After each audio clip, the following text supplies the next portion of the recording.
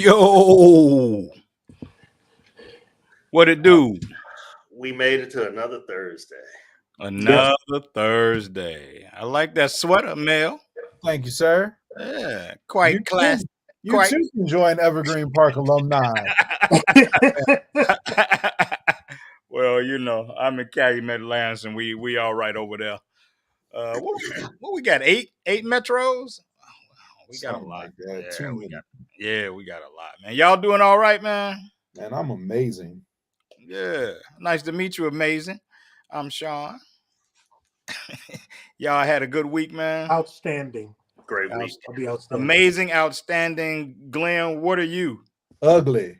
hey, Mel, worrisome. Remember we was young. Somebody got on your nerves. You say it was worrisome. Worrisome. No, Mel looking like Carlton 30 years later. That's all right. Wow. That's all right. I am wonderful. Hey, do you know I just found out that the Carlton dance, he was actually mimicking Bruce Springsteen in the Dancing in the Dark video. Dancing in the Dark, yep. Yeah, I never knew that, man, until this week, that he was, You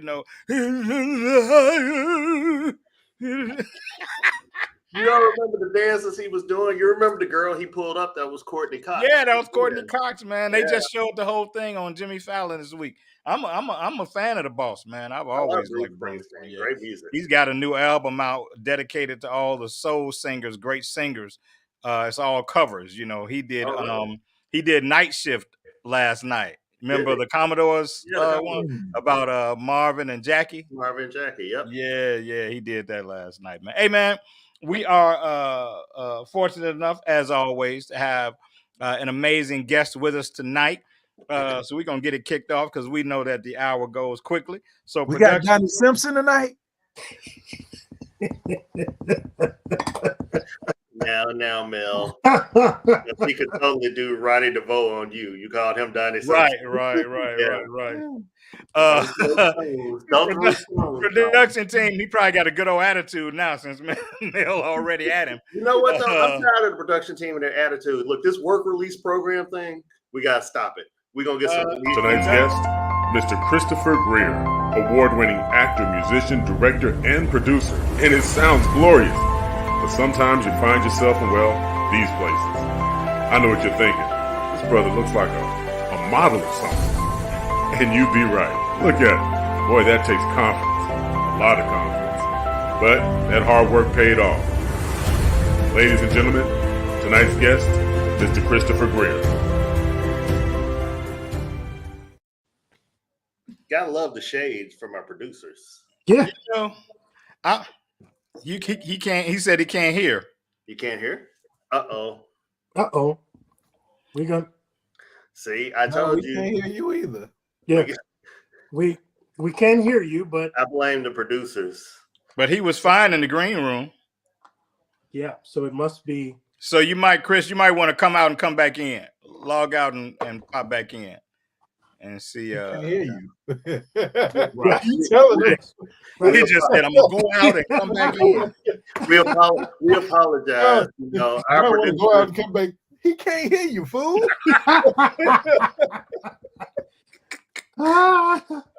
is the kind of night it's gonna be. Hey, man. Nice.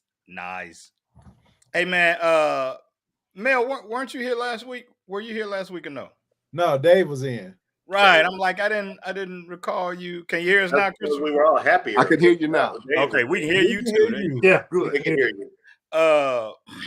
So last week, I want to touch something we touched last week, just because right before the show came on, I saw something related to it, and I was triggered. Last week we started the show off talking about body count.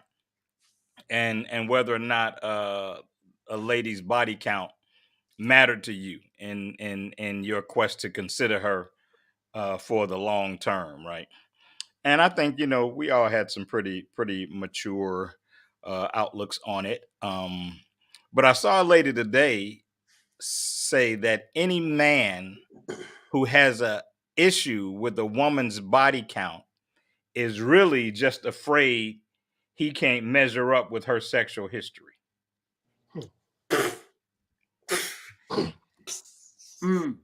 Really? Now, I thought that was the dumbest shit ever, but I just thought I thought I would share it with you all and see if any of you thought that there was some validity to it, because I think not that it is a burden or something that we compete with. I mean, I think we're all conscious of, wanting to be significant in that space. I think it would be foolish of you to make a goal of, being the best, especially if that's what you're pushing for, because that's how you get your little feelings hurt. And you have to put your little man back up. But I thought that was an interesting take, and it made me feel like, again, which is something else I want to touch on the show, there's never really any accountability on that side of the ball. You know what I'm saying? It's kind of like there's always the flawed guy and the flawed guy's opinion, but there's never any accountability. There's only justification, and justification from the entire network most of the time. Am I imagining that? Does anybody agree with her or think that she has some, some valid perspective? I mean, nothing's an anomaly, so I'm sure that there's some guy who's, who battles with that. But with a broader stroke, no pun intended. I got a lot of them, Chris. I got a lot of them. I don't think that that's a common belief among men. Mel, come on. I won't get you to misbehave tonight. I'm just here so I don't get fined.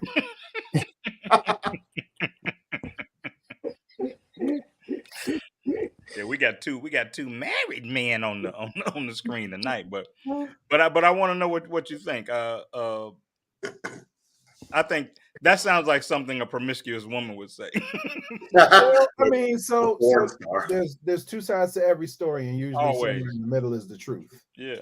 Right. So, I mean, I think it's partially based on societal expectations.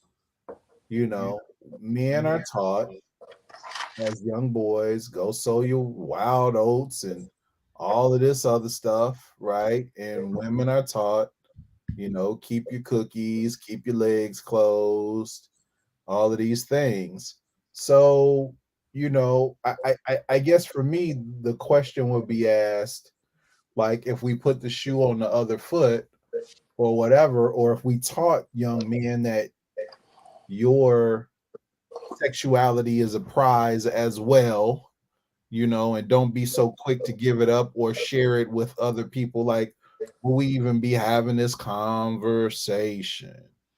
I agree, man. And I have no problem saying that is something I heard you say one time, and it changed my life. Really? Like, yeah, man. If there's anything Mel has ever said that I was like, you just stop right there. If there's anything Mel has ever said, no, I thought that was so valid, man, because we don't teach our young men that. We teach them the exact opposite, and then when they get older, we want them to, change their tune, Chris, right? But if we're smart, we teach them their virtue is as valuable as the little girl's virtue. And then we don't have all the dysfunction we have around young people and sex and motherless children from bitter mothers, fatherless children from bitter mothers, and young kid raising kids, and all of that. You know what I'm saying?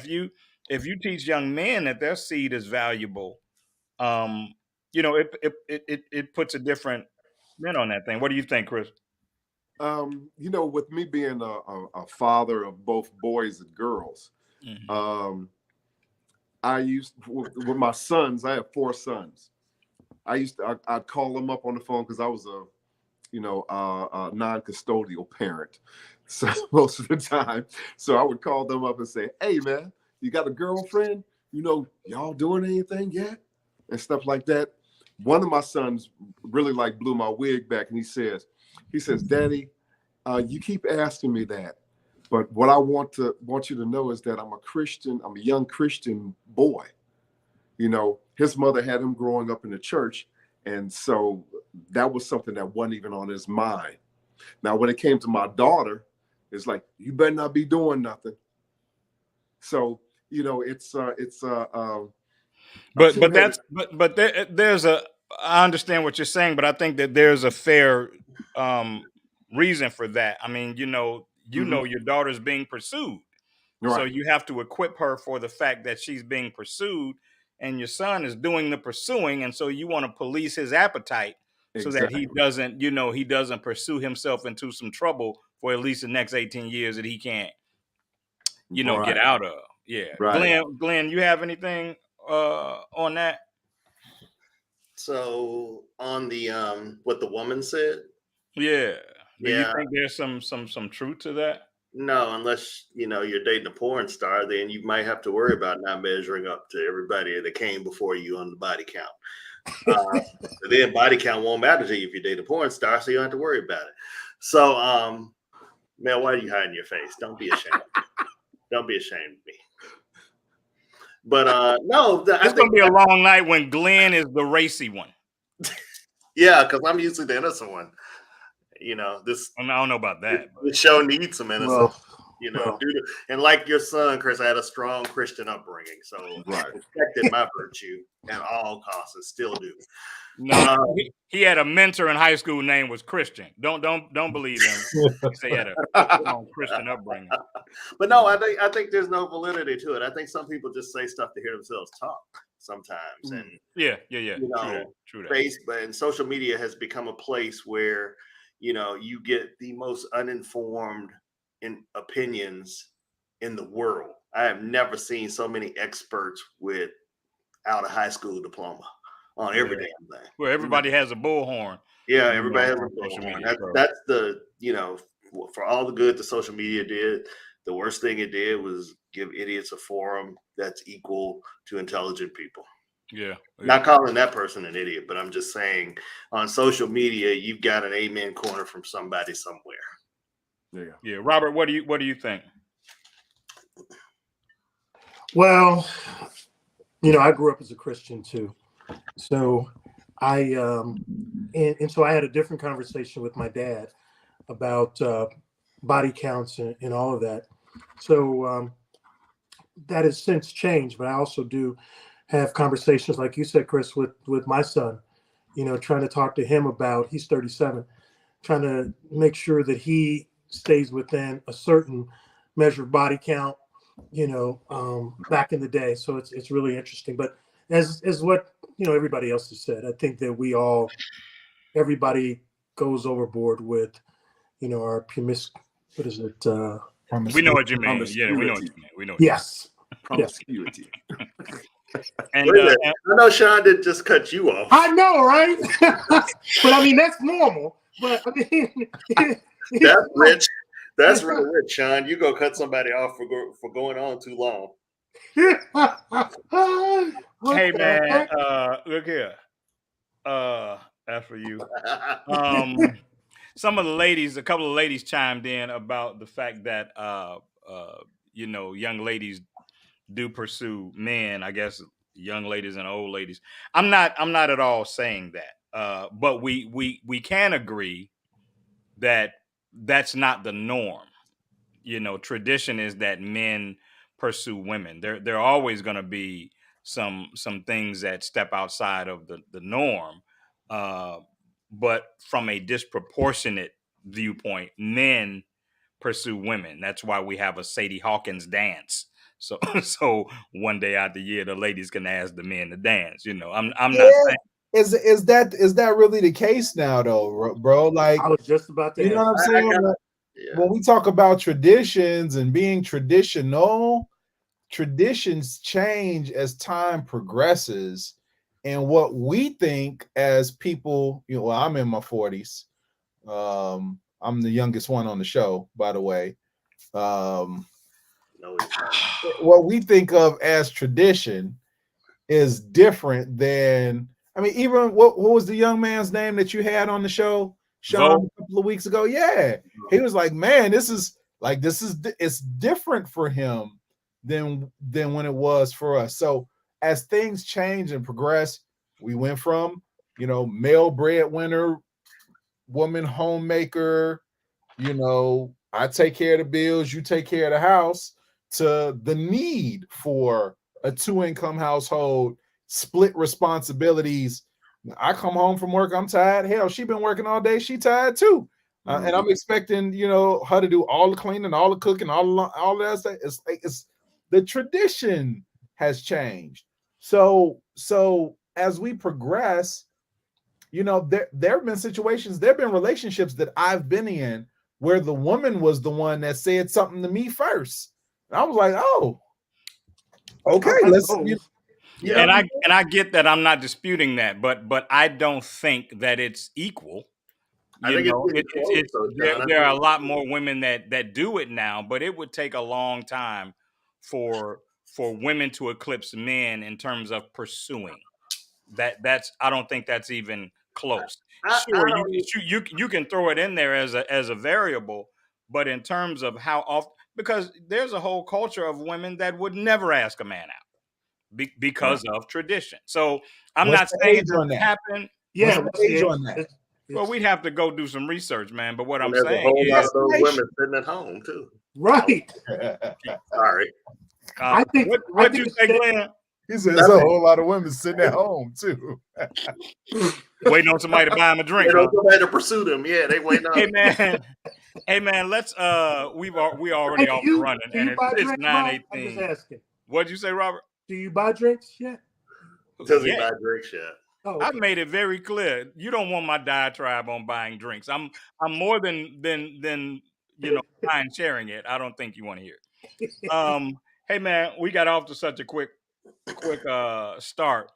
Why don't we do something we haven't done in a minute? Because I want to introduce Chris officially, but why don't we do something that we haven't? And is Chris cool with you? Chris is okay? Chris, as opposed to Christopher? Okay. Oh, Chris is fine, yeah. Okay. We haven't really introduced ourselves, man, to new viewers in a minute. So, and Robert is laughing at me as he does every week, and I don't know why. I mean, other than the fact that I'm peculiar looking, but you should be used to that now. It's been 3 years, dude. But anyway, man, let's why don't we take 30 seconds each, man, and kind of introduce ourselves for newer viewers that maybe don't know much about us. And Robert, why don't we have you go first? Of course, he gonna pick on you first, Robert. Exactly. But I was ready for that. My name's Robert Hazard. That's the first time you ever been ready for me. See, I could say something because we're talking about body counts and all this other stuff, but you don't know about my body count. Hey, for our viewers, my name's Robert Hazard. I am probably the oldest member of the show, and that's okay. Probably. How old are you, Robert? Yeah, that's all right. That's all right. He's up there. Chris, yeah. Chris, I am actually 59 years old. Woo! Yeah. Robert, you're 59. I thought you were like 57 or 58 last week. Robert has Jesus's beeper number. Robert dated Sadie Hawkins. Well, I'm right behind you. I'm 58. Okay. All right. Awesome. That's awesome. So yeah, I do consulting, and that's really it. I don't want to go into everything that I do, but now you tight-lipped, huh? All right. Bashful. Mel Rob, 30 seconds. My name is Mel Roberson. I'm the youngest person on the show. And thank you, Christopher, for being here, because now we have 2 people that actually have hair on the show. I'm an actor, a 7-time Amazon bestselling author. I'm also one of the principal partners of the Roberson Resource Group, which is a premier professional development company that I run with my wife, where we offer a variety of services to organizations and businesses. Glenn Murray. Oh, wow. Mel actually finished in 25 seconds. I thought he was going to take it the whole time. I'm amazed. That's pretty good. That's like 2 minutes quicker than he usually does. I am Glenn Murray, the host of the show. Thank you all for joining. We really appreciate it. What do? I have a company called 220 Communications. I am a partner in G Rose Productions, one of the who produces this show along with NDTV. And I'm most proud of my business, Wine Crawl, which we have expanded to almost 20 cities now. So we're really excited about the growth that we're going to experience in 2023. So we hope to see you at one soon. I'll try to get the old guys out too, since I'm the youngest on the show. But you know, they have to be in bed by 7, so it's hard to get them out to drink wine, you know, later than 7:30. So maybe we'll get one of them to stay up late. So, Chris, you've already heard twice somebody say they were the youngest on the show. I don't even know who's really the youngest at this point. It's me, Sean. I'm 39-ish. I'm 39-ish. I don't believe Mel. I mean, look at me and look at Mel. Gray hair. Look at Mel. Look at me. Look at Mel. And grow hair. Who looks younger? Who looks younger? I rest my case. I'm gonna save our illustrious guest for last. I'm Sean Mason. I'm a professional photographer, singer, author now, thanks to Glenn. As Mel would say, I do a little of this, I do a little of that. Chris, tell us about yourself, man, and tell those watching where they can find you, how they can support you, that kind of thing. Okay, well, my name is Chris Greer. I'm an actor, director, producer, musician, singer. I have me and my wife have a production company, Greer Music and Film Works, and we're going to be producing our first major feature film in a few months. I'm sorry, you walked past. Congratulations. Yeah, that's awesome.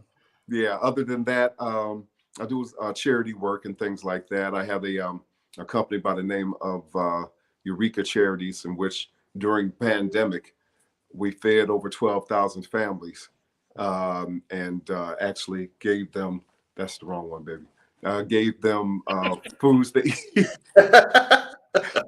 She's going to kill me. Yeah. This is going to be the shortest marriage. I'll be at the funeral, though.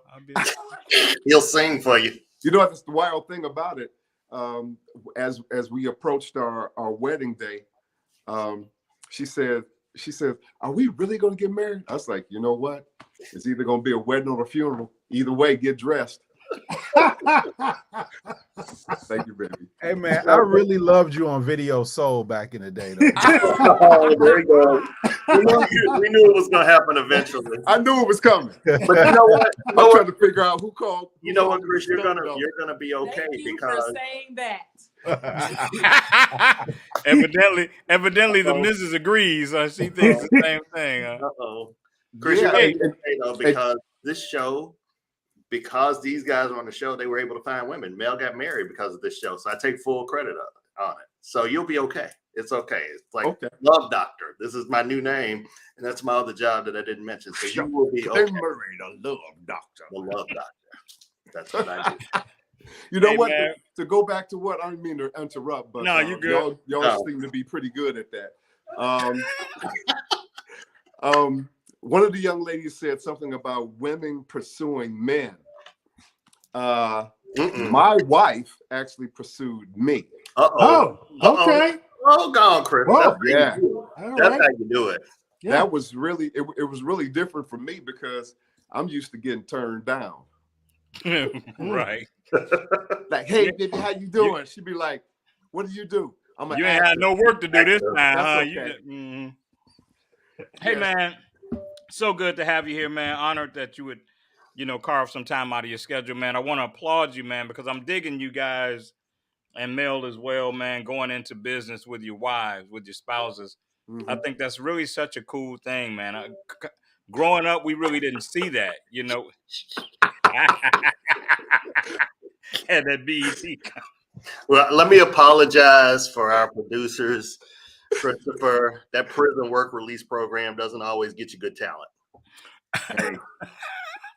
Hey, no, you know what? I think Mel knows as well as I do that you have to have thick skin to be actors. Absolutely. Yeah. Yeah. You got to have thick skin to be black. You got to have thick skin to be married. Next question, Sean. Hey, so so I came across something, man, today. Well, not today, but several times this week. And these memes that say, sis, he'll change for the right woman. Sis, a real man will change for you when he sees your value.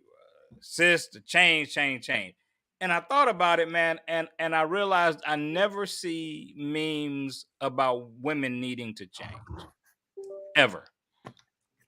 And so I became a bit curious. Like, is that the belief, man, that among us men are the only fractured or flawed ones? Because I've known some women that could use a good change, and it doesn't have to be about their infidelity or whatever. It could be across the board some things that need to change. But I never see the push for women to value changing and bettering themselves like I do the culture that men will change when they get ready, or men will change when they find the right one, or men will change when they get tired of being in the streets. Like, do women ever need to change? Or is that just the man's job? So you Mel, don't. you lean. Hold on, Chris. Mel leaned forward. He got Go something ahead. good. So, No, let our guest go. Okay. Go right ahead. I got it right here. In other words, he's gonna We'll be let you right run back. rabbit on this one. Right. Yeah, he's letting you run rabbit and get in trouble. come on, Chris. It's an old saying that men marry women hoping that they will never change, and women marry men to change them. Because once they get them under their power and things like that, who said facts? Under their power. Once you get them under the powers, he says, now I don't need for you to hang with the boys at the strip joint. Right. Okay, you don't need to drink that much. Drink at home. Take me out. Let's go to the party. Let's go to the party together. You know, and so they're changing his channel of what he usually does with his boys and all the rest of the other stuff. And the bad thing about it is that men wish that women would never change, which actually, If you get a good woman. well, the thing is with that is that it covers a whole lot of ground.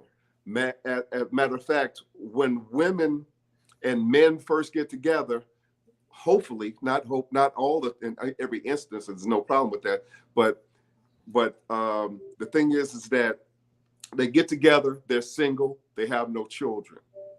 He makes love to his woman, she gets pregnant, she gains a little weight. Next thing you know, he don't want her no more. Now he wants to see whatever's on the other side of the grass greener being on the other side. And so he's hoping and praying that she is just as fine as she was when they first met. And it's not always going to be the case. But in a different way, not limited to physical, women have that same battle. I also was watching an interview this week where a woman was saying that a woman will leave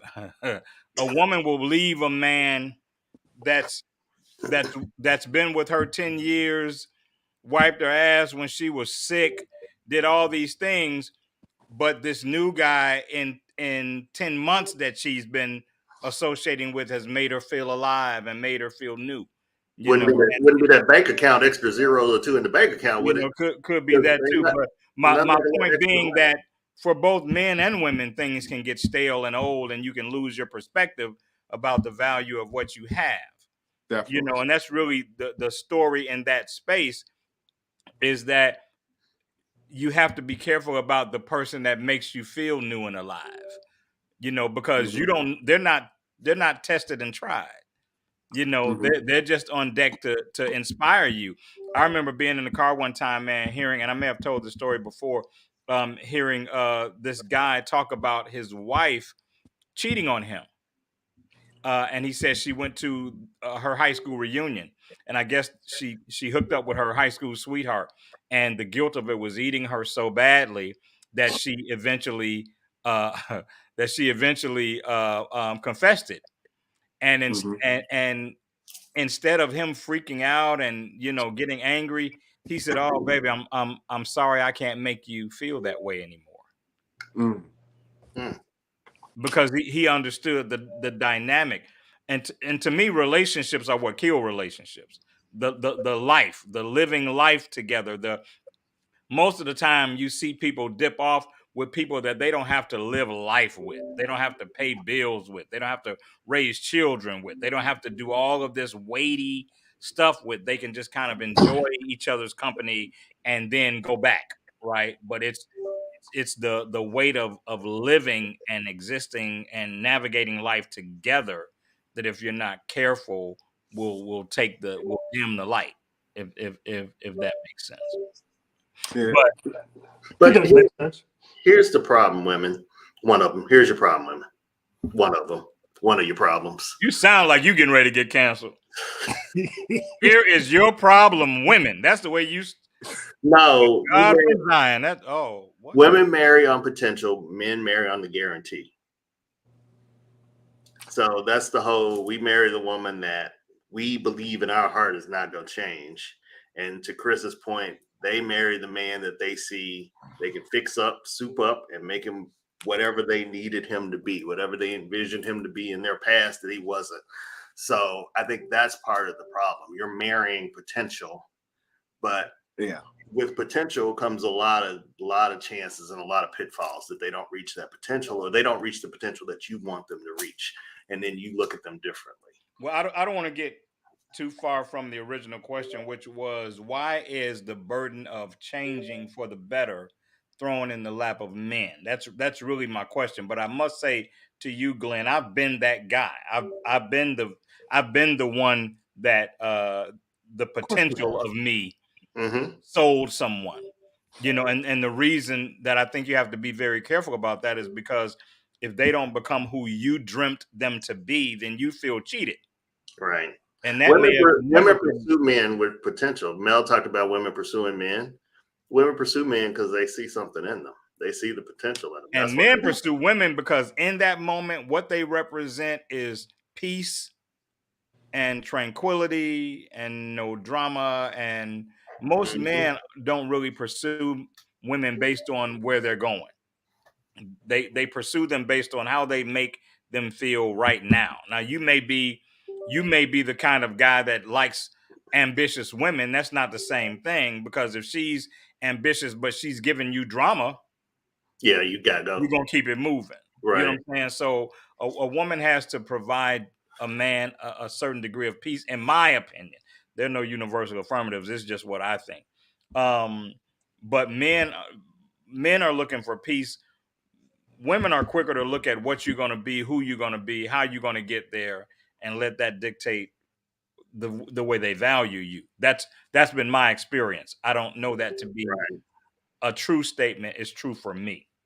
Right. But there's a collective sisterhood of men need to improve, and women voice that a lot louder than men do. We on this show have voiced that, and we get rebuffed for it. So that's part of the problem. So to your point, yes, there's always men need to do this, and he needs to achieve this, and he needs to reach this to get to me. And men don't actively say it. We know it, because some women need some work before you can get to us. Yeah. Well, the So, sisterhood is real, and I was thinking about that earlier this week as something to talk about. But men love their men friends despite the raggedy pieces of they have shown us to be in different moments. Women don't ever think their friends are raggedy pieces of. yeah, No, they love They it. always feel like whatever they chose to do was justified on some level. If they chose to tip out, well, he wasn't making her feel X, Y, or Z, and so she had to go and do what she needed to do. So it's a very different culture. I know some dirt bag dudes. They're still my guys, but I know them to be dirt bags. I'm not gonna sugarcoat what they do or how they move or whatever. It may be behind closed doors that we have those conversations. But what I'm not gonna do is justify their behavior to them so that they think like, hey, but you're doing the right thing. Yeah, she ain't giving you enough of this and that, so you got to go out here and do A, B, or C. No, we're not going to do that, and that seems to be a large part of the culture on that side of the ball. Mel, you're unusually quiet, and it's making me uncomfortable. So. Uh, either you totally disagree with everything being said, or you totally disagree with everything being said. Either Well, way, I'd like to I hear it. don't think it's either. I mean, I don't believe that there are any universal, you know, blanket statements that men do this, women do this. I'm just not with that. I take everything on a case by case scenario. I also think that you have to look at the pockets of people in which you're talking about, right? Like my wife, for instance, never justifies the stuff that her girls do. And it's never a thing where, oh, girl, well, that's all right because he blah, blah, blah. I've heard her tell her friends, you dead wrong. Like, you shouldn't have done that or whatever. So the caliber of person or the pockets of people that you hang with, it kind of it's kind of a thing. And I will say I've pulled back from some of my previous friends who were, as you say, Sean, were dirtbags because I don't want that influence. I don't knock people for what they do. I just choose not to be around them or spend quality time with them. I might still associate with them to a certain degree or extent, pray that they get better, have limited communication. But like I need to be around the energy that I want to attract, right? And so for me personally, I got friends that or ex-friends or friends that, didn't take care of their children. I was like, oh yeah, nah, she shouldn't have had whatever the thing was. And I'm like, yo, bro, that ain't how I rock. So if that's your stance on it, cool. And then was it.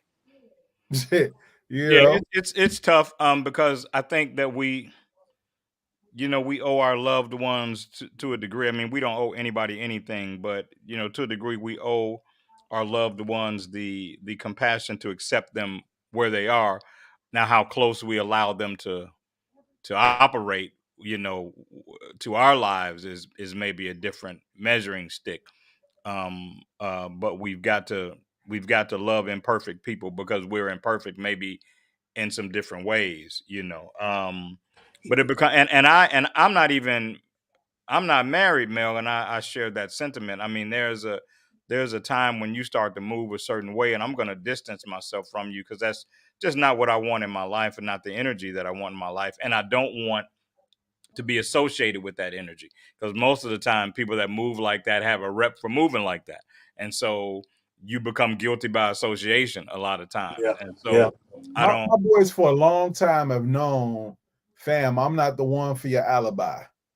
Like if you out here doing your thing, that's you. But Yeah. don't be like I was with Mel. Like there's a thing called plausible deniability, right? Mm, And mm. I'm just not with it. You know Yeah, what I'm yeah, saying? Because yeah, I can't keep up with your lies. yeah. I had like Can't most even keep up with mom.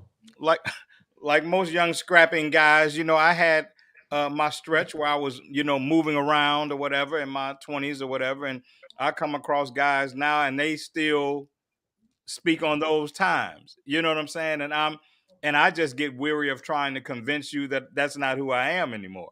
It's like, okay, if that's It's not even the move around part, right, bro? So like I've had periods in my life where I was moving around, but if I was dealing with somebody, they knew I was moving around. yeah, You yeah, know what yeah, I mean? sure. It wasn't a thing of, oh, I'm so into you and it's just me and you or whatever. It's like, this is what I'm on. You have the opportunity to participate if you so choose. If you Got do, it. these are the terms Got and conditions. The T's and C's. But I'm talking about the perception of your male crew, right? Mhm. You I have, you know, crew that remember, those days, Chris. You know what I'm saying? And even though those days are long gone, they still see me like that dude. And I'm like, oh man, I haven't been that dude in 20 years. Well, people want to put you in Because for that. me, that dude isn't cool anymore. You know what I'm saying? Like, but people don't want to let your past go. Some of it is because they live through you. You know, Right. Yeah, they absolutely. wanted to be that person and could never be that person. And so that person lives on through you because they could never be that person. But I've always found it amazing. And then I'll say, dude, that's old news. That's not me. No, I know. Right. You know, Right. I'm not Right. gonna debate it with you, you know what I'm saying? Because I'm cool with where I am and how I'm living and what I'm doing, you know. So it's a very interesting thing, man. Yeah, I actually went through something like that a couple of months ago. Um, I was kind of apprehensive about introducing my fiance to my boys Yeah. because every time they're in front of somebody else that I'm dating, it's like, Chris, remember that time you had the twins and the da da da and the boo boo? Dude, why don't you just chill out? You know, Read my the ring is room. sitting here. Read the room, Dwayne. Right. And Not like that one drunk thing, friend to bring up some stuff. right? Those are not friends. And so actually, during this meetup, one of the wives of one of my boys was kind of like trying to vet my fiance, who is not my wife, but she's up here. So you know, Chris been married before. She said, "Get out of here."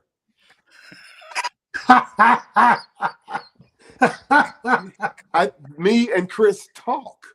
Right. know. We actually converse and I know things about him. Right.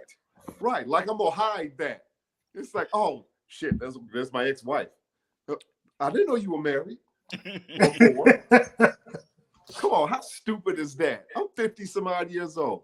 I stopped playing games in my 40s or my 30s, somewhere around there. I stopped playing games. Hey man, you done playing. That's all that matters. That's right. You done now. Mrs. You Greer done now. is done playing. That's all that matters. Hey man, time moves fast, of course. We only got about 16, 17 minutes left. And you guys have been amazing. It's been a little weighty. I would love to lift the spirits, but I'm sorry. I'm not gonna do that tonight. Oh my God.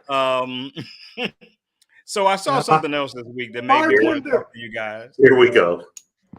And what I saw said society is sending dysfunction to the lives of men and women, and this is how they're doing it. They're telling women they need to be strong and independent, and in some instances even more masculine, because masculine traits garner particular things that you may be trying to acquire, especially in business, corporate America, whatever. At the same time, they're telling men their masculinity is toxic and you need to be more feminine in terms of your temperament. Let the woman speak. Die to yourself a bit because of the culture of toxic masculinity.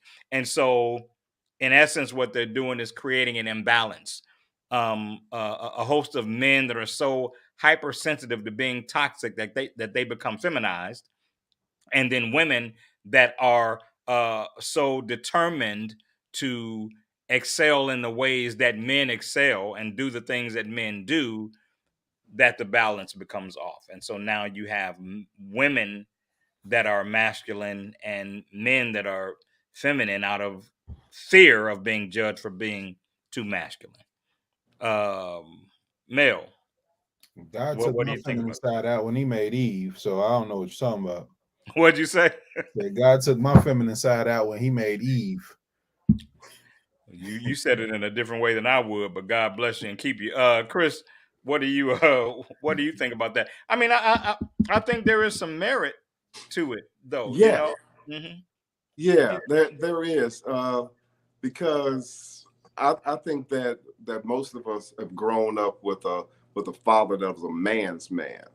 You know, I'm a man. But the thing is that if you have to say you're a man, You then ain't a man. you ain't no man. Yeah. but it was like in the days of the cowboy and it's the machismo. The machismo was something that was seen in each and every home. Now, on the opposite side of that, the wife was more subdued and like, oh no, and she was meek. She had nothing to say. She'd have a say so in anything. So it's like, I run this. That's it. That's the toxic masculinity that probably majority of men actually grew up with.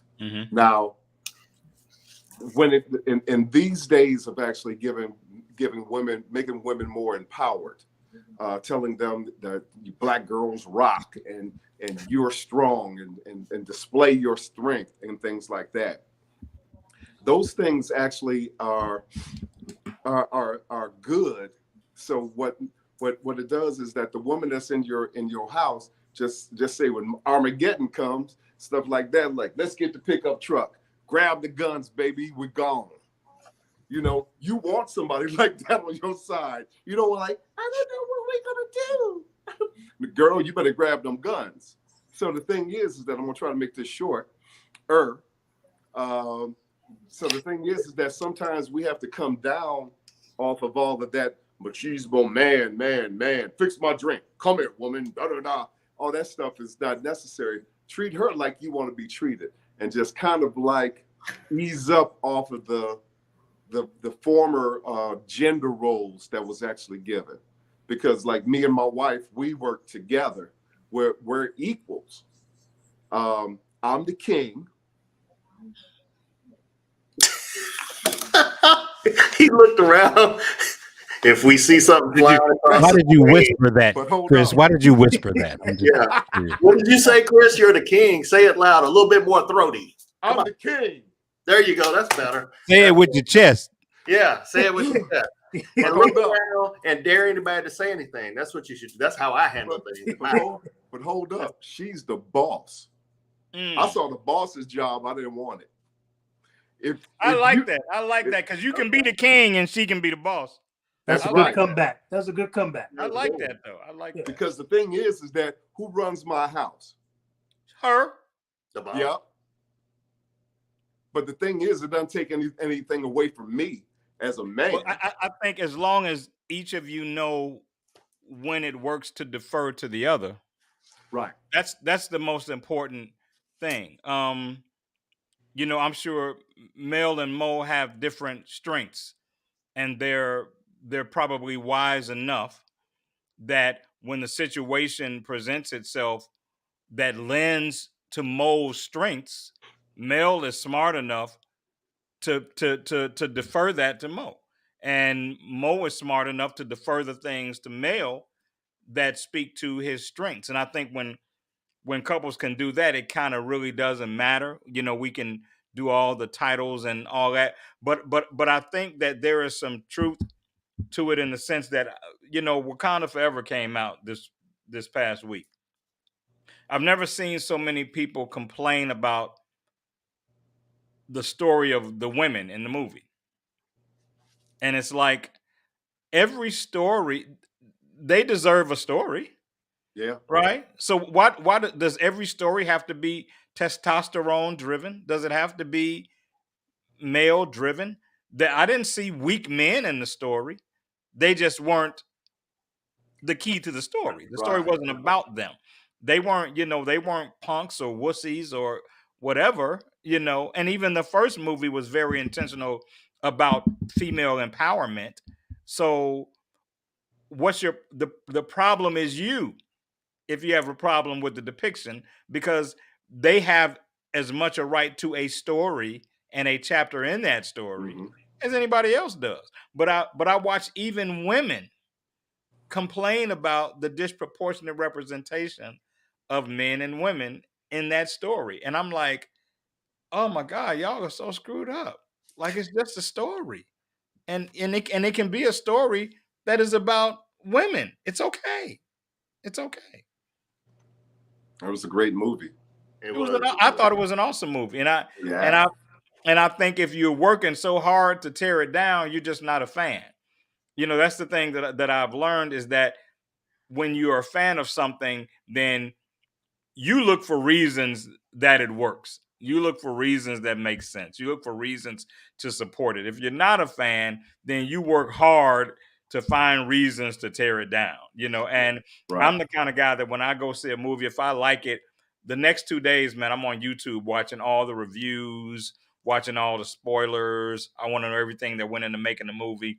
And I got so much of that kind of stuff. People that you knew you weren't gonna like this movie before you went to see it. And if you don't know the story and don't understand, like the Dora Milaje, the all female army. There was one point where they said, how could Letitia Wright fight like that or whatever? I'm like, she very clearly asked to upload his DNA. Very clearly. Like, are you watching the movie or are you not watching the movie? You're looking for reasons to not like it, or, or what? So, hey, man, fascinating world that we live in, man. We got about 8 minutes left. Again, I said I was angry this week, so I'm gonna throw this last angry, Maybe I might. This may be my last week. If you rocked with me for 3 years, I appreciate you being here. I may be replaced. I watched another video, man, where a lady, very pretty lady, was saying that she had left a very, very good man because he didn't put her in her place. He said there came a time when she needed him to put her in her place. And he didn't do that. And so she couldn't see him as someone that she would respect. And even she said, and it was tragic because he did nothing wrong. And I'm like, how are you comfortable saying that? I guess she has a new husband now. She's like, I would never do this to KD. I think she said his name was, because he wouldn't allow it. Mel, we both saw that clip. I think you and I, both saw that clip. I think that there's a level of honesty to it, though, right? You know what I mean? Well, I think it was very honest. My question is, why does a man have to put you in your place to be respected as a man? That's my question. Why does he have to do that? Why do you have to get to a fork in the road where he shuts you down or puts you in your place and then you feel like, okay, I have a real man? Because to me, why are you trying to walk over your man anyway? Hey, who knows what people are going through in their lives? And that could have been a thing that she needed. Like some people need strong leadership, right? Some people, if left to their own devices, are not in a place where they can function properly. So, and as tragic as that is for that relationship and having the end, and tragic for him because he feels he does nothing wrong, she felt that's what she needed. And I would rather she leave than be in a relationship being cruddy and he have to say, you know what you did. So to add to that, I think that some people don't know how to operate unless there is some dysfunction in their lives. And so for her, possibly the way she's grown up, we don't know that. I mean, obviously these are reals, but she wasn't comfortable because she wasn't getting enough dysfunction in that relationship. So she wanted it somewhere else. Right. Some people's normal is other people's dysfunction. Yeah. And you can't tell the difference, because if that's all you've known, then that's all that you're going to accept. Right. Fight me. Argue with me. Yeah. She might need a man to check her all the time, because that's all she's ever been, is checked. For me, and of course, my opinion is not anything defining. It's just defining for me. Anybody that's ever dated me will tell you I got no problem being that guy, right? When I need to say, hey, you need to sit down,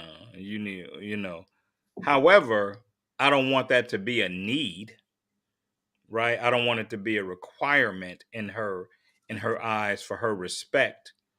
I pull that card and function that way when I need to. But for me, I feel like if you love somebody, your goal isn't trying to overpower them or dominate them or it's a whole nother subject matter. There you go. We have to start that conversation at the beginning of the show. But I don't know. There's something about the woman that needs the man to put her in her place that I've never enjoyed, even though I'm well equipped. You know what I'm saying? It's kind of like knowing if I was rich and I overheard my wife telling somebody that she would only date a man that was rich, and I didn't know that, then that would put a different definition to that thing. You know what I'm saying? So, and that's kind of how I feel about that. It's like I'm that guy, I'm secure in being that guy, but the fact that you would need me to do that before you could respect me is troublesome for me. Chris, Yeah, what do you think? just, as sexy as it might be to a woman to actually have a man at her beck and call, she don't really want that. She don't want a man that she could run over. Because that But would why be run him boring. over is my question, Chris. Why would you even engage a man that your instinct told you to run over? Don't even F with him. Is Because it could be her father. It could be a number of things, as I think Mel Right. started out, that are going on in her life that she just does not function well unless she sees that in her man or just in everyday life. Is that normal, Robert? Are you saying that you're saying that she sees that, but is that okay? Is that normal? Is that It's her That's her normal. normal. Her normal. See, Aries, that's her normal. Exactly. That's her damn normal. It's Yeah. toxic and crazy, but Yeah. it's her normal. Yeah, we can't argue that. Just let me know. Just let me know that that's your normal. Yeah, let me know you're crazy so I can Yeah. leave. Let me Basically. know you're crazy quickly Let me know you're crazy early. before I start. yeah? It ain't running out of nothing. It money. ain't nothing worse than finding that crazy late. Late. Very Oh, yeah. late. Yeah. Yeah. Hey man, we're under 2 minutes, man. Y'all have been amazing as always. I didn't come to make friends tonight, so so anybody that wants to cancel me, cancel on tonight. He got his angry old man hat on My too. I got this hat specifically, Chris. I'm like, I'm making some people mad on this evening. Oh, But anyway, man. man, y'all were awesome as always. Chris, don't leave. Meet us back in the green room. Everybody that's been rocking with us, man, for the last 3 years, as we say every week, we're truly grateful for you and your continued support. Matter of fact, we hope you'll meet us back here next Thursday at 9:00. But I ain't until gonna be then, here next Thursday is Thanksgiving. oh Is it man, Thanksgiving? is it? I It's guess we off Thanksgiving. next week. I didn't realize that. We got an off day. Wow. They'll probably broadcast a previous show, I'm thinking. Or they'll make us work on Wednesday or something. You know, they're kind of rough. There are two type of pipes that a man can give. Okay, I can give the married pipe. That's the married pipe is I want something from this pipe, right? I'm laying a pipe, but I expect some love, interest. I can show you to my boys, okay? That kind. There's expectations from this pipe. But then we all know there's this other pipe that you can lay that has no expectations. And actually, you don't want anybody to know you laid this pipe. I'm glad I wasn't wearing that shirt that night.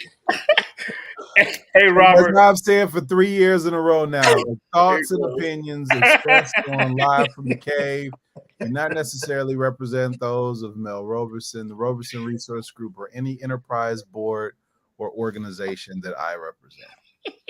Robert, we got to work on that cartoon laugh that you were doing that entire clip, man. Anyway, man. Thank you very much, ladies and gentlemen. So next Thursday is Thanksgiving. Happy Thanksgiving to all of you and all of you. And until the Thursday after next Thursday, this has been Live from the Cave. Chris, meet us in the green room. Camped out at home for COVID? Join us, Indie TV, where you will see the talk shows, movies, drama, action, and comedy Be the first and see it first. Sign up now for free at Indie TV.